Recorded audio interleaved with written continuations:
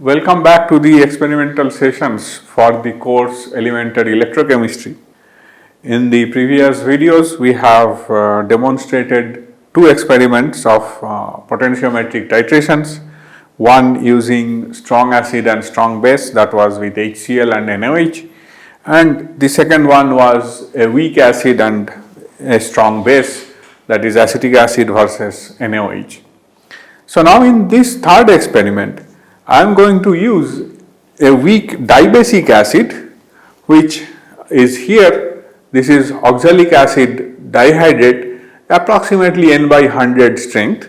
As usual, this is a very dilute solution of approximate N by 100 concentration, and I am going to titrate this using the standardized N by 10, approximately N by 10 NaOH solution. So this NaOH solution is 10 times more concentrated with respect to that oxalic acid. So what do we expect here is that oxalic acid, when it reacts with NaOH, its two carboxylic acids will deprotonate stepwise. So we should get two minute jumps in my potentiometric titration graph when we plot the volume of NaOH versus pH. So to start, we need to use 10 ml of pipette with a pipette pump.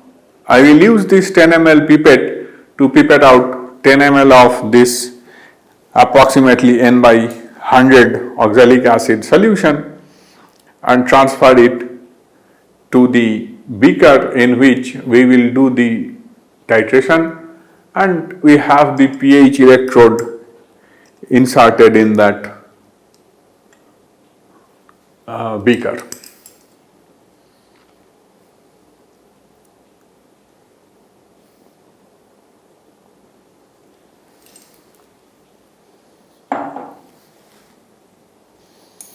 As you will see that this 10 ml of acid will not be sufficient enough to dip the electrode completely in within the solution.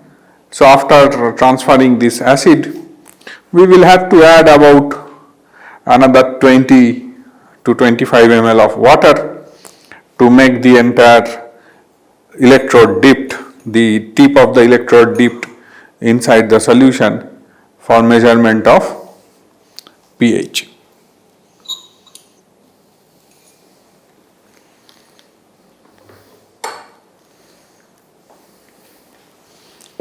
We first try to lower it as much as possible, so that we need to add a minimum quantity of water.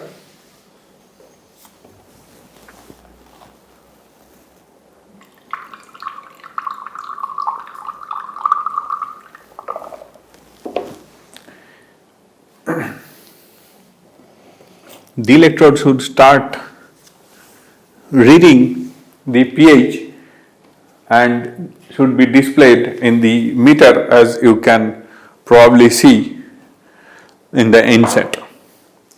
So with just addition of about 20 ml of water, the electrode is completely dipped and we are ready to start the titration process. So before addition of any NaOH, that is at zero volume of NaOH,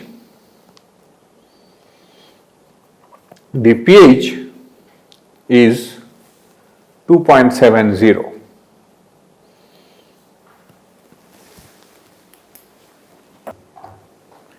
Now I am going to start adding NaOH slowly in a step of 0.02 ml as before, and we will shake the solution, start the solution and homogenize it before taking the reading.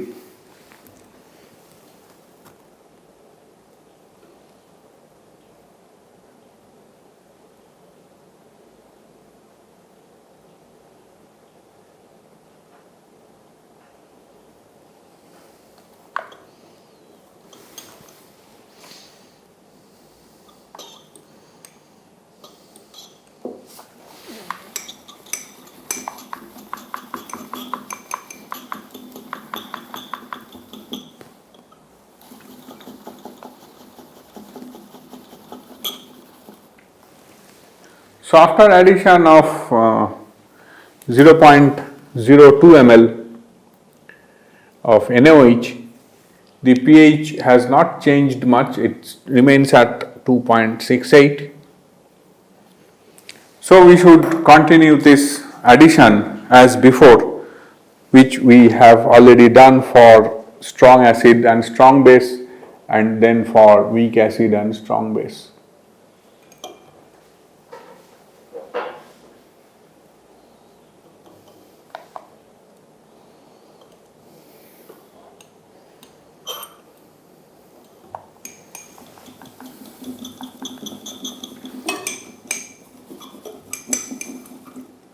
Right.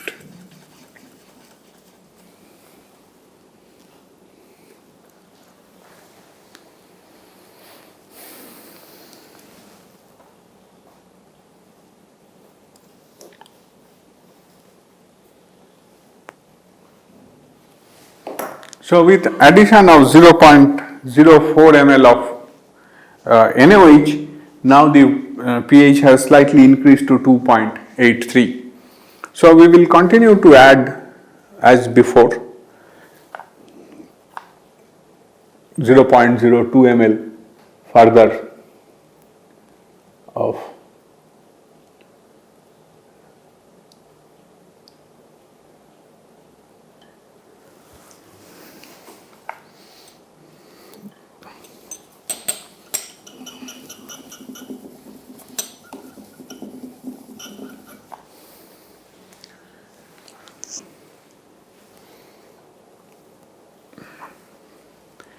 now we have added up to 0.1 ml of NaOH and the pH has changed to 2.87. So it is slowly increasing as we expect.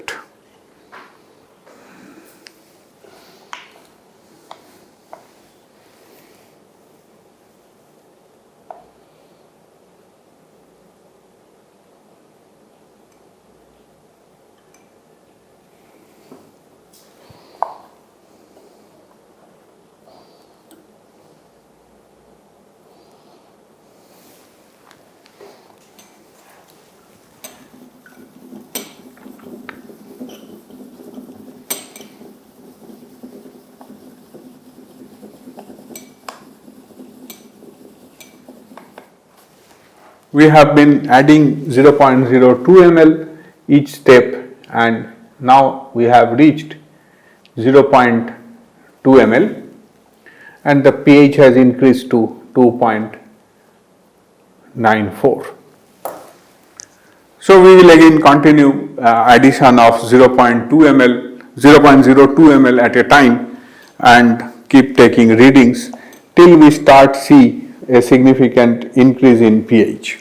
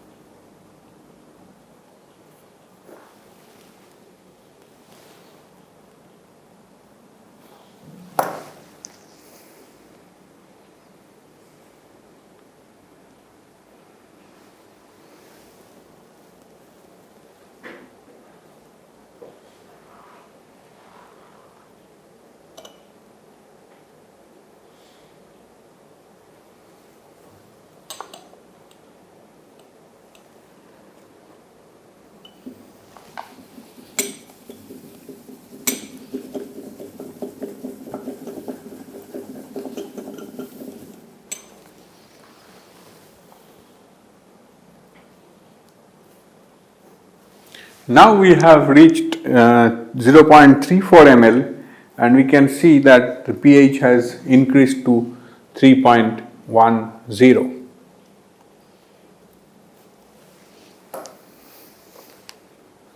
So the increase is continuous and in a regular manner.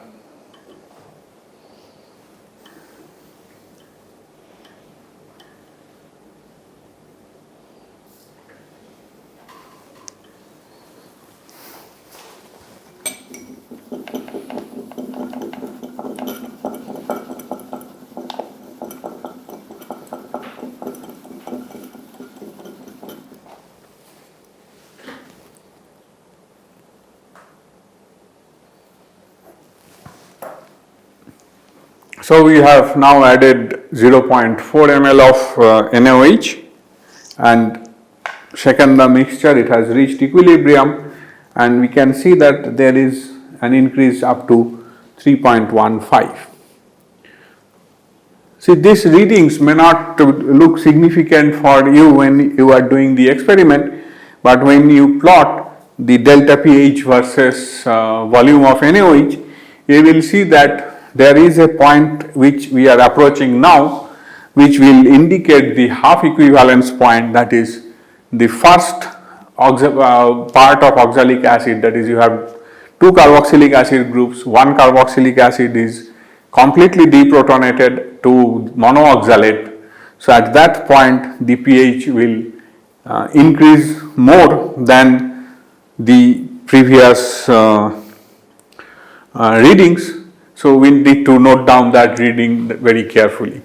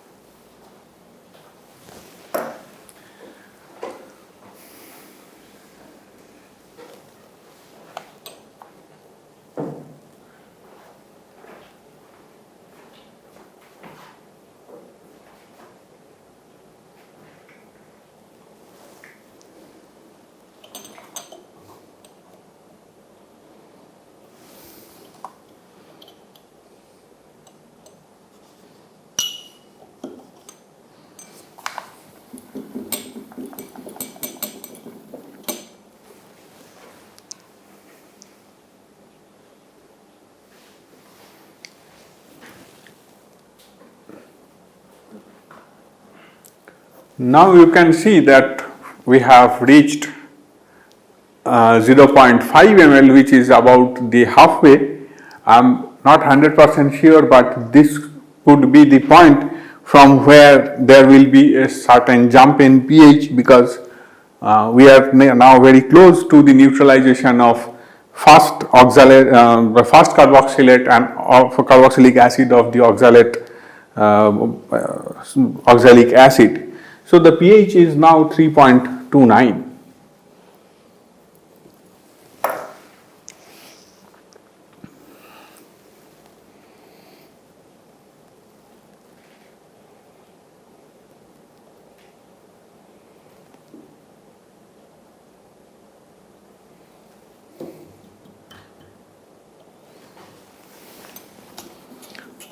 Now we have added another 0.04 ml this time,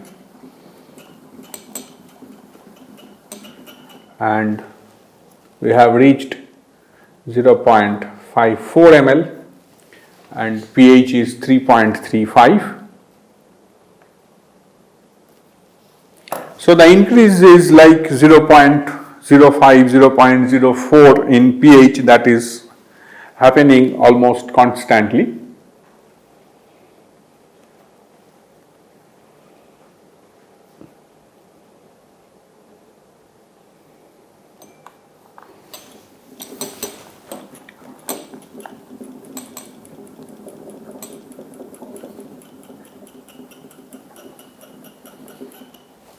Now I have reached 0.60 ml and the pH has now jumped to 3.44.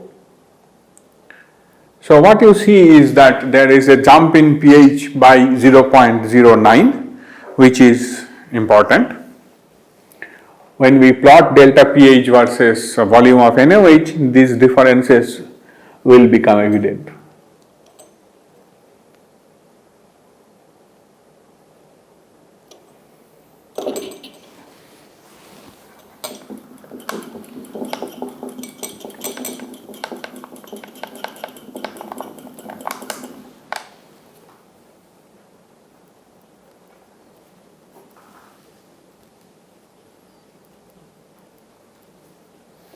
So now we have reached 0.64 ml and pH is 3.53, which is again a jump of about 0.9, which indicates that we are close to the half neutralization point.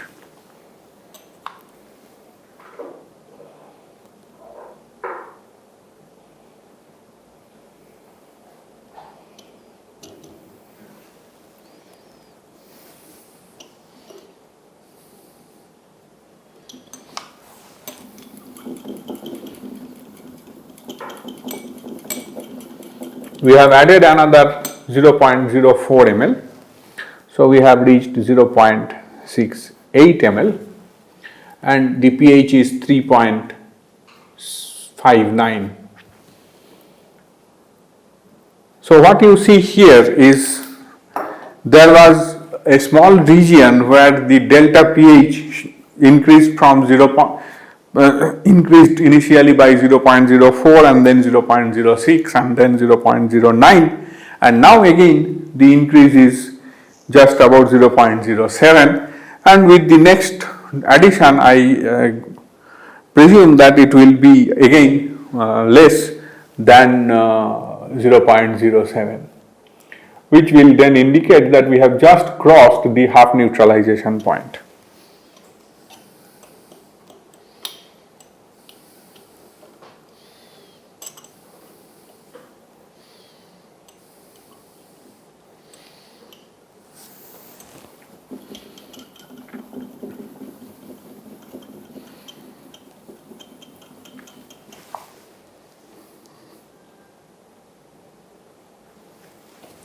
So now we are at 0.72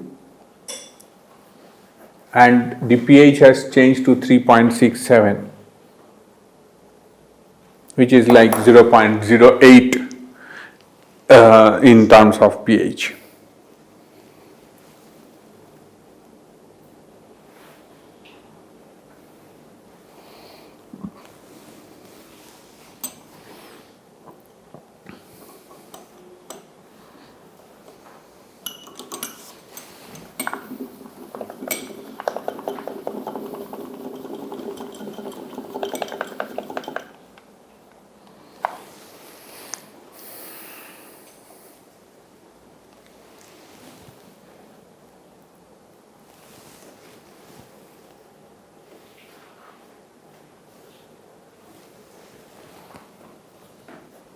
Now we have reached 0.74 and pH is 3.72. So we have just crossed the half equivalence point, and then we should continue as usual till we see a jump above pH 7, which will indicate the complete neutralization point.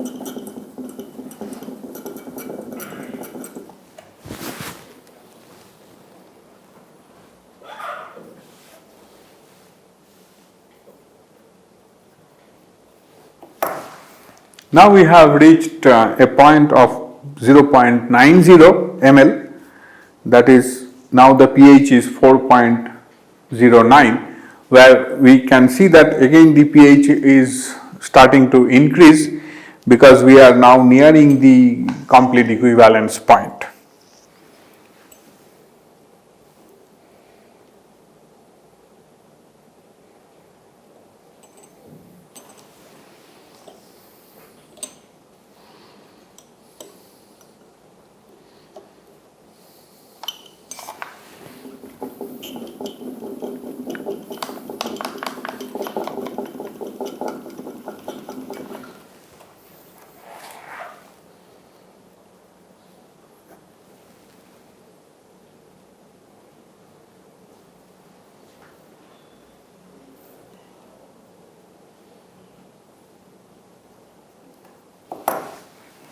So we have added up to 1 ml now, and with 1 ml it is 4.27.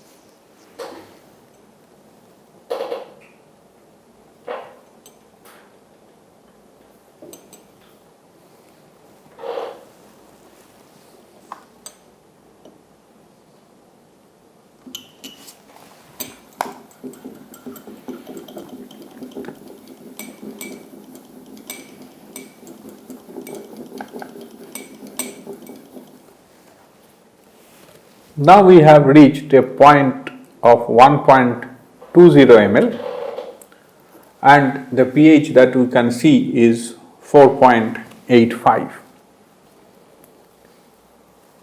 The accuracy of this experiment depends on how close your readings are with respect to the amount of NaOH added. So we should always add 0.02 ml in each step, so that our delta pH versus delta V plot is done very accurately, and one can determine the end point or the equivalence point accurately.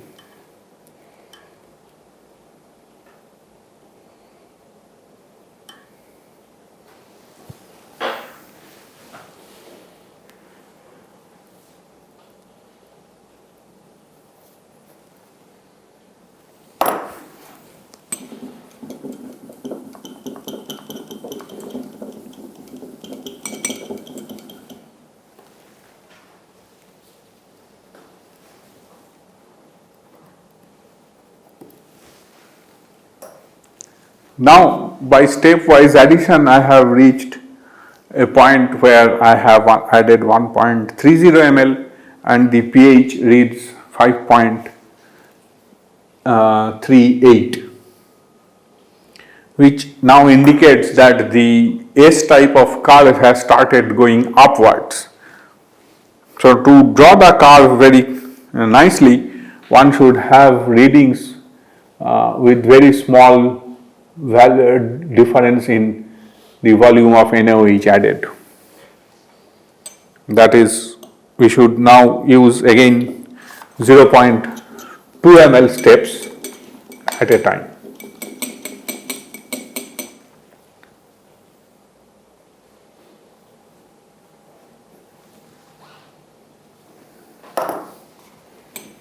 So with just addition of 0.02 ml of this NaOH, which is 10 times stronger, has increased the pH from 5.38 to 5.83. So we continue addition of 0.02 ml each time and mix it well so that the solution is homogeneous, and the pH that we read is the pH of the solution and not a local pH.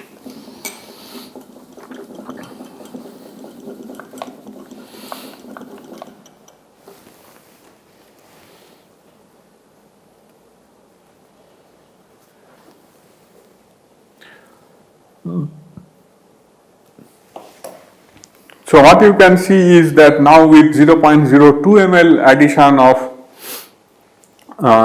N by 10 NaOH, the pH that is increasing in the order of 0.4. Earlier reading was 5.83 and now it is 6.23.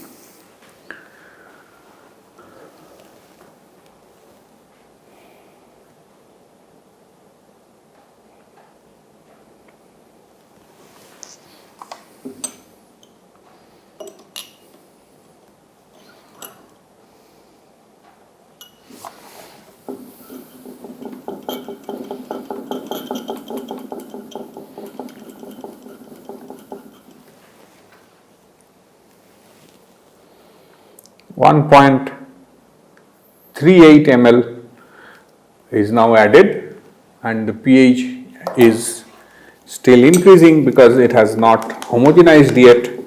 So we should stir it well for a longer period of time to homogenize so that the pH meter can read the correct pH. So 6.69, it is still increasing, it is going very close to 7, which essentially indicates that now we are very close to the equivalence point. 6.73 should be our reading. So now I am guessing that with one more drop of NaOH, which will take us to 1.4 ml, we will have a jump in pH and the end point will be reached.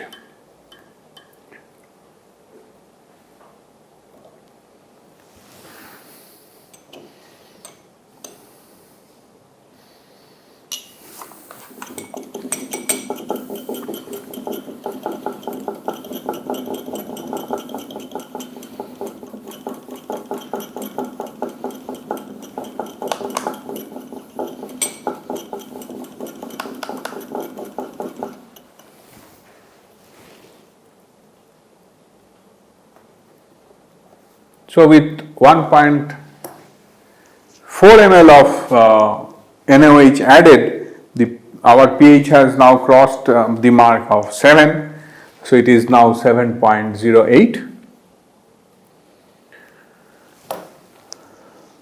Remember that the actual endpoint will be calculated when we plot the delta pH versus volume of NaOH, and where there will be a peak in that plot that will indicate the end point.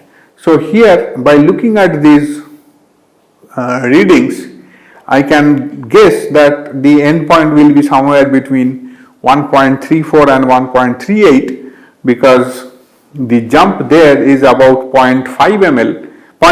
Jump of pH is about 0.5, and in the previous case the jump was on 0.4. And then again from 6.73 to 7.08, the jump is about 0.3. So the increase, that is the delta pH versus VNaOH, the increased delta pH is reducing now. So somewhere in this region we will have the end point. So we will, when we plot, we will be able to see it better.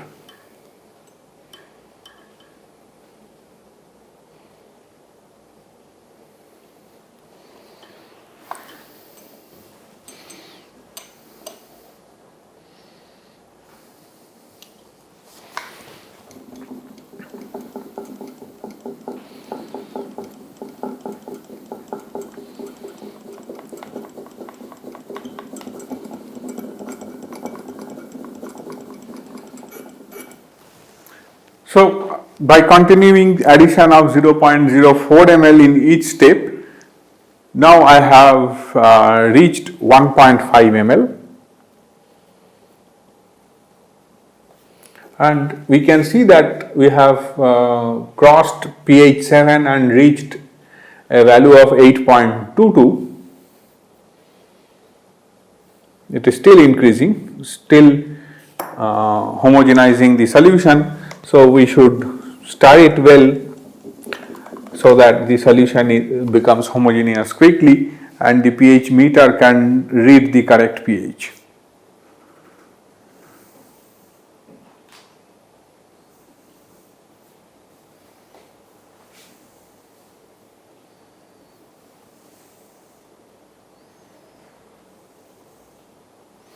We take this value as 8.55 and then continue adding more NaOH till it reaches about 10.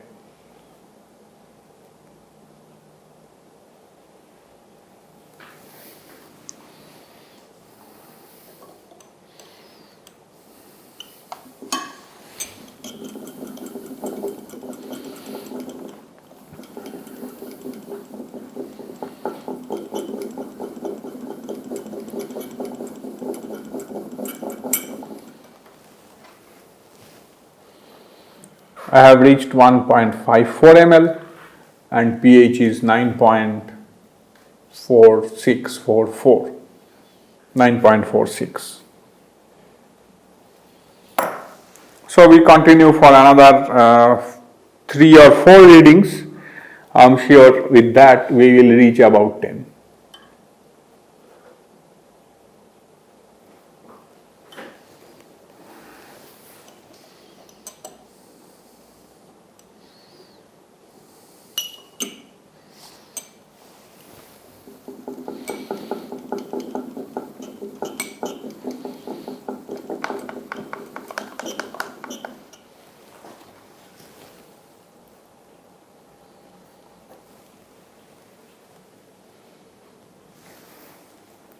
So now we have added 1.58 ml and pH has now reached 9.86. So it is going very close to 10, and you see that the difference in the consecutive readings is now decreasing slowly.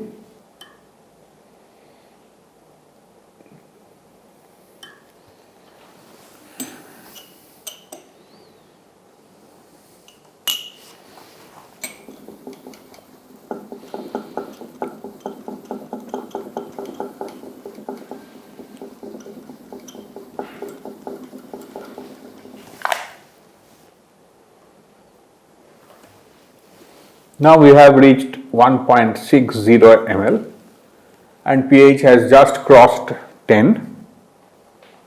So I think we can do 2 or 3 more readings and then stop this experiment, because now we have reached a situation where towards the top the pH is now slowly stabilizing at about 10. So with these data points we will be able to draw a nice S-type curve.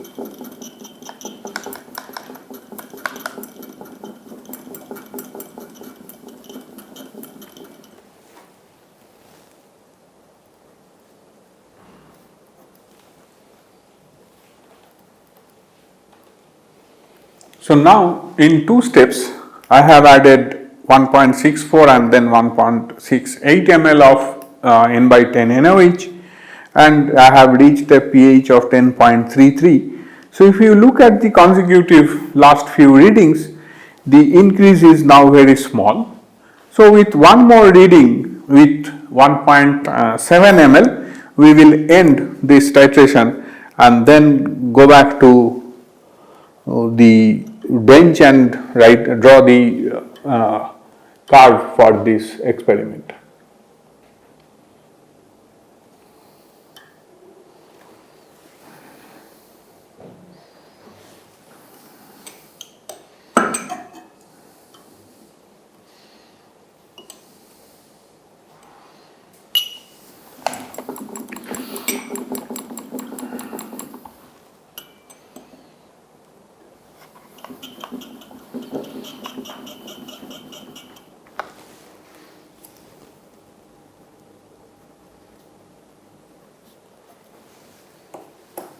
So now I have added just 0.02 ml of NaOH to end this titration, and the pH is 10.39.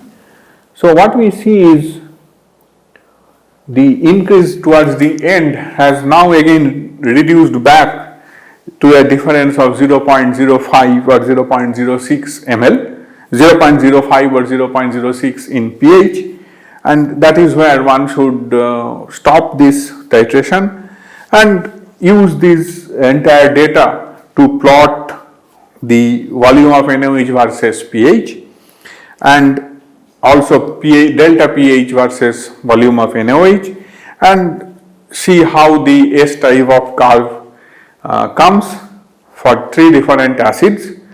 One should actually try to plot these data in the same graph paper and compare them quantitatively together and see how the shape of that S curve is different from strong acid strong base to weak acid strong base to a weak dibasic acid to a strong base.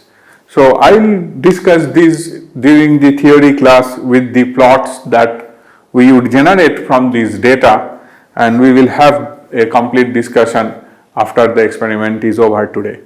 So with this we end first part of our experimental discussion using potentiometric titration.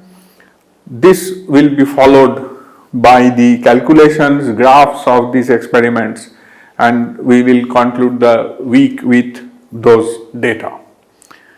And in the next week we will have experiments, next time we will have the experiments related to conductometry and conductometric titrations. Thank you.